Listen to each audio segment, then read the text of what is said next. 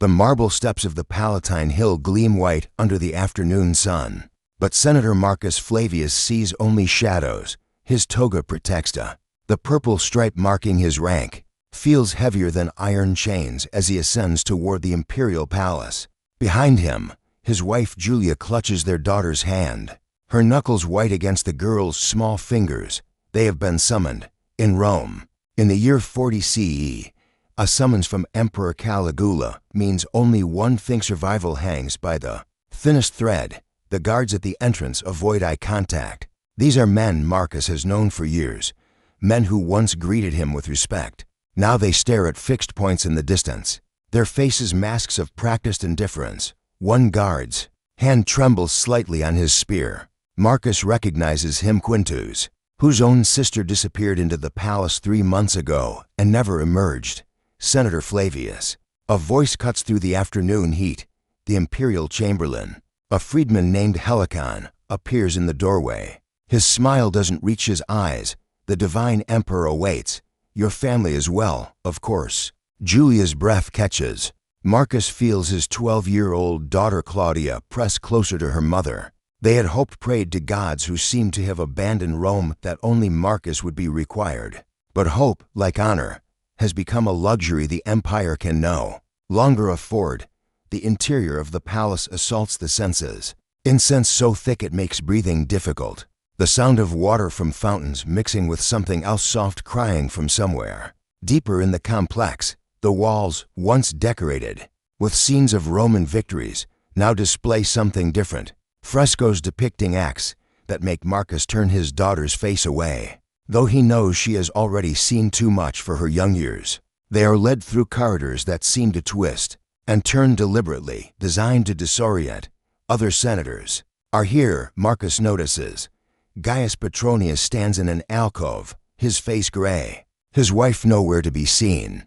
The question dies on Marcus's lips when he sees Petronius slowly shake his head, a warning. The divine emperor has been experiencing divine visions, Helicon explains as they walk. He has seen the truth of power, the reality behind the facades we all wear. He wishes to share these revelations with Rome's most valued citizens. The throne room, when they finally reach it, defies comprehension. What was once the seat of Augustus, where great decisions of state were made, has been transformed into something else entirely. Silk curtains in purple and gold create intimate spaces. Within the vast hall, couches are arranged in circles. The smell here is different: sweat, fear, and something else Marcus's mind refuses to identify. And there, on the throne, sits Gaius Julius Caesar Augustus Germanicus Caligula. At 28 years old, he should be in his prime. Instead, his eyes hold a fevered brightness that speaks of sleepless nights and waking nightmares. His hair, once carefully styled in the fashion of Augustus, now hangs loose. He wears not the purple toga of an emperor, but a silk gown that shimmers as he moves, almost feminine, deliberately transgressive. Marcus, Caligula's voice rings out, with genuine delight that somehow makes everything worse. My loyal senator, and you've brought your family. How wonderful, how complete. The emperor rises from his throne with unnatural grace, descending the steps. Other figures emerge from behind the silk curtains. Senators' wives Marcus recognizes, but their eyes are vacant, their movements mechanical. One woman, the wife of Consul Lepidus, wears jewelry worth a fortune, but her dress is torn, hastily pinned back together. Do you know what I've discovered, Marcus? Caligula circles the family like a predator. The secret that all emperors before me were too cowardly to acknowledge. Marcus forces himself to respond. What truth is that, divine? One, that shame is a chain we forge for ourselves. Caligula's hand traces along Julia's shoulder. She flinches, but doesn't dare pull away. That dignity is a lie we tell ourselves to pretend we're more than animals. But I've freed myself from these chains, and tonight, I'll free you too. The transformation hadn't happened overnight. Marcus remembers when Caligula first took power 3 years ago, the joy in the streets, the celebrations. Here was the son of Germanicus, beloved by the legions. Here was youth and promise after the dark final years of Tiberius. For 7 months, Rome had flourished. Caligula had burned the treason papers, recalled exiles, given bonuses to the soldiers. He had been everything Rome hoped for. Then came the fever. Bring in the others, Caligula commands. Doors open around the throne room. More families enter. Marcus counts at least 20 senatorial families, all with children. The youngest cannot be more than 10. Parents try to shield their children while not appearing to do so. A delicate balance between protection and avoiding imperial offense. Tonight, Caligula announces, we witness the truth of human nature. Tonight, we strip away pretense. He gestures to his guards. Ensure no one leaves until I'm satisfied they understand. The doors slam shut with finality. What follows tests the boundaries of human endurance. Caligula orders senators to recite their accomplishments while their wives are made to serve wine. To the guards barely dressed, their humiliation complete. One senator, attempting to maintain dignity, speaks of his military service in Germania. Caligula laughs. Service? You call hiding behind shields while real men die service? The emperor approaches the man's wife. Perhaps your wife can show us what real service means. The woman Marcus knows her as Livia, mother of 3, is forced to kneel. Her husband starts forward, but stops when spears level at his children. The calculation is visible on his face, his wife's dignity against his children's lives. He stands frozen, dying inside as Livia is made to serve wine on her knees, crawling from guard to guard while Caligula provides commentary. You see, the emperor addresses the room. This is honesty. This is truth. Your senator here would sacrifice his wife's honor for his children's lives, as would you all. The only difference between us is that I admit what I am. Young Claudia has buried her face in her mother's robes, but the sounds penetrate everywhere. Other children are not so fortunate. A boy of perhaps 14 is made to watch as his mother is forced to dance for the emperors. Amusement when the boy tries to look away. Guards hold his head in place. Education, Caligula calls it. These children will inherit Rome. Shouldn't they know what Rome truly is? Senator Petronius finally speaks, his voice cracking. Divine Emperor, surely the children. Caligula whirls on him. You're concerned about the children? Where was that concern when you voted to approve my divine status? When you called me a god? Gods don't follow mortal rules. Petronius, you made me this. All of you did. There's a terrible logic to his words that makes them worse. The Senate had voted him divine honors, had competed to shower him with titles and powers. They had created a monster and now stood shocked that it consumed them. Hours pass in the throne room. Time becomes elastic, stretched by fear and shame. Some wives are made to feed their husbands like infants, while Caligula jokes about their masculine authority. Others are forced to compete in degrading contests for the emperor's amusement. One woman faints and is revived with cold water, only to face worse humiliation for showing weakness. Marcus has managed to keep Julia and Claudia relatively untouched so far, but he sees Caligula's attention turning their way. The emperor's eyes linger on young Claudia with an interest that makes Marcus's blood turn to ice. Your daughter, Caligula muses. How old? 12, divine one. Marcus tries to keep his voice steady. The same age I was when my father died. Caligula's mood shifts, darkens. Did you know that, Marcus? I watched my family destroyed, one by one. My mother starved to death in exile. My brothers murdered. And everyone, he gestures at the assembled senators, everyone watched and did nothing. The accusation hangs in the air. Many of these men had indeed stood by during Tiberius's purges, had protected themselves while the family of Germanicus was systematically destroyed. But I survived. Caligula continues. Do you know how? By learning to enjoy it. By understanding that suffering is just sensation, and sensation can be redirected. He orders wine brought, but it's not ordinary wine. Marcus recognizes the sweet smell. It's laced with something, some Eastern drug that loosens inhibitions. Senators are forced to drink, their wives made to ensure they swallow every drop. Soon the room takes on a surreal quality. Some victims begin laughing uncontrollably, others weep. The drugs make resistance harder, reality negotiable. This is how I survived Tiberius, Caligula explains, watching the effects. In a haze where nothing was quite real, where what happened to my body didn't touch my mind. Should I thank him for the education? A senator's wife, under the influence of the drugged wine, begins removing her clothes without being ordered. Her husband tries to stop her, but his own drugged state makes him clumsy, ineffective. Caligula watches with the detached interest of a natural philosopher observing an experiment. You see how quickly civilization falls away, how thin the veneer. This woman has attended religious ceremonies, has been a model Roman matron for 20 years, and now look at her. The night wears on. Marcus manages to make himself useful to the emperor, fetching wine, agreeing with everything said, laughing at cruel jokes. It's a survival strategy: be valuable but not interesting. Keep attention away from Julia and Claudia. Other fathers are doing the same calculation, sacrificing their own dignity to protect their families. But not all calculations work. Senator Cassius tries to leave, claiming his elderly mother is ill. Caligula's response is swift and terrible. Cassius is stripped, bound, and made to watch as his wife is given to the guards. Not violently, that would be too simple. Instead, she's made to pretend to enjoy it, to smile and laugh while her husband watches. The psychological torture is worse than physical violence would have been. This is what you all do anyway, Caligula observes. Pretend to enjoy serving me while hating every moment. At least now we're honest about it. Dawn approaches though. No natural light penetrates the throne room. The emperor seems to feed on the exhaustion of others, growing more energetic as his victims fade. Bodies lie on couches, not dead but broken. People who have passed beyond endurance into a kind of living death. It's then that Caligula notices Claudia again. The girl has stayed silent, invisible, but the emperor's attention fixes on her with renewed interest. Such a quiet little mouse. He says, approaching, What are you thinking, child?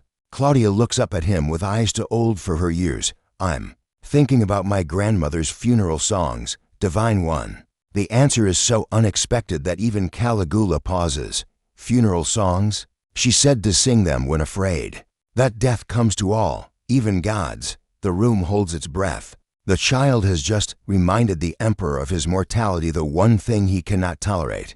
Marcus tenses, ready to throw himself between his daughter and whatever comes. But Caligula laughs, not his usual manic laugh, but something genuine, almost sad. Clever little mouse. Your grandmother was right. Even gods die, especially gods. He turns away from the family. Take them all away. Let them remember what they've seen, what they've done. Let them know it can happen again anytime I wish. The senators and their families stagger from the palace. As the sun rises over Rome, they don't speak to each other. What is there to say? They've seen each other's shame, witnessed each other's breaking points. The social fabric that held them together has been deliberately, methodically shredded. Marcus carries Claudia, who has finally succumbed to exhaustion. Julia walks beside them, her dress torn, but her head high. They pass through the forum, where early morning merchants are setting up their stalls. Normal life continues, oblivious to the horror that occurred just hundreds of yards away. Or perhaps, not oblivious. Marcus notices how people avoid looking at them directly, how conversations stop as they pass. Everyone knows senators who enter the palace at night often don't leave at all. Those who do are changed. At home, they're slaves who know better than to ask questions, prepare baths. Marcus watches his wife sink into the hot water fully clothed, as if trying to wash away more than physical contamination. Claudia sits in the garden, staring at nothing, processing trauma no child should experience. We could leave, Julia says, quietly that evening. Take ship to the provinces. Britannia, perhaps, somewhere far from Rome.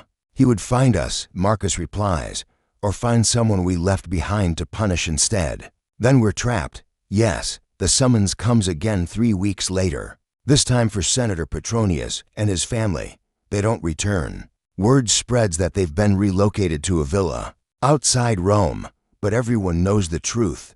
The villa is a euphemism. They're gone. Marcus begins attending Senate meetings where everyone pretends normality. They debate aqueduct repairs and grain distributions while their wives flinch at unexpected sounds, and their children wake screaming from nightmares. The emperor attends occasionally, making jokes about their evening entertainments that everyone must laugh at or risk another invitation to the palace. The corruption spreads beyond the palace. Lower officials, seeing what the emperor does without consequence, begin their own small tyrannies. A magistrate forces himself on a merchant's wife, claiming imperial precedent. A tax collector demands more than coins from those who cannot pay. The rot flows downward through every level of society. This is what he wants. Julia observes one night, not just to corrupt us, but to make us corrupt others. To prove his point that civilization is a lie, she's taken to studying philosophy. Seeking meaning in the meaningless, Marcus finds her reading Stoic texts, trying to build internal walls against external degradation. But philosophy offers cold comfort when your 12-year-old daughter has seen what Claudia has seen. The palace. Orgies become regular events. Not always sexual, sometimes the emperor's games are different. He makes senators fight each other gladiator style while their families watch. He forces them to bid against each other for their wives' clothing, stripping them based on who pays least. He creates elaborate theatrical performances where patricians must act out myths, playing gods and monsters, heroes and victims. Through it all, Caligula provides commentary, explaining his philosophy of power. "You call me mad," he says during one gathering, "but madness is just seeing clearly what others refuse to acknowledge. You're all animals pretending to be angels." "I'm just honest about being an animal," Senator Cassius, broken by months of abuse, finally snaps. He laughs at one of the emperor's demands, not forced laughter, but genuine hysteria. "You're right," he cries. "We're all animals, beasts, nothing matters." He begins tearing at his own clothes. Embracing the degradation, Caligula watches with satisfaction. Finally, someone understands, but Cassius's wife pulls him back. "No," she says quietly. "We're not animals. We choose to be more. That's what makes us human, the choice." It's a small rebellion, barely audible, but it ripples through the room. The choice, even here, even now, they have the choice to resist internally if not externally. Caligula senses the shift, the tiny rebellion. His response is to escalate. He brings in gladiators, criminals, makes the senators' wives choose which will live or die. He stages mock marriages between siblings, forces parents to give their children romantic advice for these perverse unions.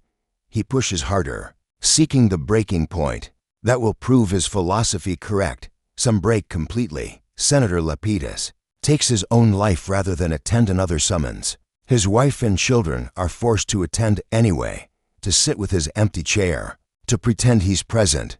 The emperor makes jokes to the empty seat, has wine poured for the ghost, demonstrates that even death offers no escape from his power. Others break differently. They become enthusiastic participants, embracing the corruption to avoid being its victims. These converts disturb the others more than anything, the proof that anyone can become a monster. Given enough pressure, young Claudia has stopped speaking entirely. She functions, eats, sleeps, attends when summoned, but something essential has withdrawn deep inside.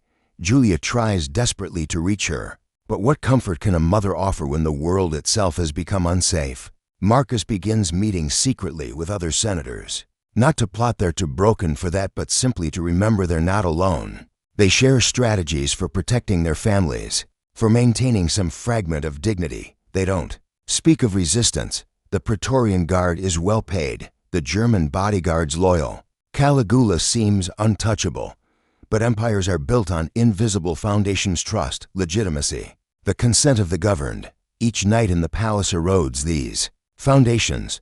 Soldiers begin to question what they're protecting. Merchants wonder why they should pay taxes to fund depravity. The provinces hear rumors and wonder why they should send tribute to Rome. One night, the emperor goes too far even for himself. He demands that a senator's elderly mother, brought to the palace by mistake, participate in his games. The woman, perhaps 70 years old, looks at him with contempt that her son wouldn't dare show. "I remember your father," she says. "Germanicus would weep to see you." Caligula strikes her. She falls, doesn't get up. The room freezes. Even the emperor seems momentarily shocked by his own action. The old woman's son kneels beside her, checking for breath that isn't there. She was old. Caligula says defensively, "Weak, It proves my point about human frailty, but it doesn't. It proves the opposite. The old woman died rather than submit. She maintained her dignity to the end. Her death becomes a strange rallying point, a reminder that some things are worse than dying. The tide begins to turn, though slowly. Senators start finding excuses to miss someone's sudden illnesses, religious obligations, family emergencies. Some are punished, but not all. The emperor can't execute everyone. He needs an audience for his performances, witnesses to his power.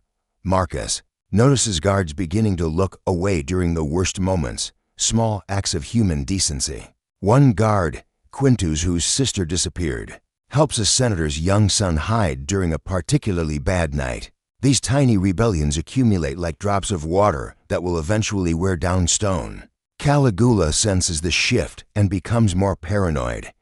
He sees conspiracies everywhere, which becomes self-fulfilling prophecy. The more he suspects, the more people consider what he suspects them of. The palace becomes a fortress, then a prison for him as much as anyone. He's afraid. Julia observes all this performance. It's fear. He knows what he's created can't last. She's right. The emperor stops sleeping, wanders the palace at night with his German guards, talking to statues of gods as if they're old friends. He orders mirrors removed, claims his reflection shows someone else, someone hunting him. The final gathering is different.